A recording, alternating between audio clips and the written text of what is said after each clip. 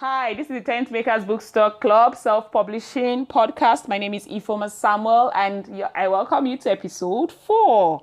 Okay, so today we'll be talking about the editing process part 1. Yes, part 1. And I would like to discuss with you today the different types of editing. All right, so by the end of this podcast, your challenge would be to find out what editing your book would need. Okay, so let's go up straight. Now, there are so many kinds of editing, and the basic 4 kinds of editing that I want you to know about is the copy editing, the developmental editing, the line editing, and the proofreading. Okay, so the copy editing has to do with, going over your raw manuscript. Okay, so the copy editor kind of walks through your material and catches typo errors, spelling errors, grammatical errors, punctuation mistakes.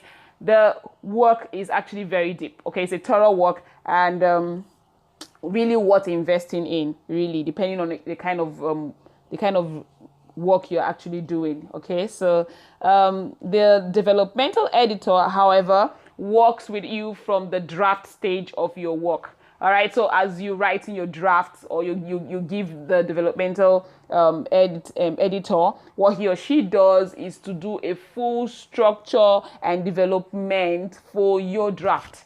All right, so they're working alongside with you as you're writing. So that's really deep. Okay, that's quite involving. Okay, so now the line editor, however, works by checking through the paragraphs, sentences. Okay, tries to find out if there are excess words being used in your sentence. All right, so the line editor also checks the story flow for your work. All right, that's what the line editor does. So it's basically not as intense as a copy editor or as the developmental editor, but it's also worth investing as well. Also worth investing in. Okay, so the proofreading is done just before you go and roll off copies of your book. All right, so just before the printer prints your material, the proof editor would usually the printers will send you a proof copy, and the proofreading or the proofreader allows for mistakes to be caught again. So he or she goes through the book from top to bottom and tries to catch silent mistakes that were overlooked from previous editing work. Okay, so your challenge today is to find out what editing your book needs or what editing your manuscript needs. Remember, you have gone through the writing bodies. All right, you've sent your work over to the writing bodies. If you're just joining us, I suggest you go listen to the podcast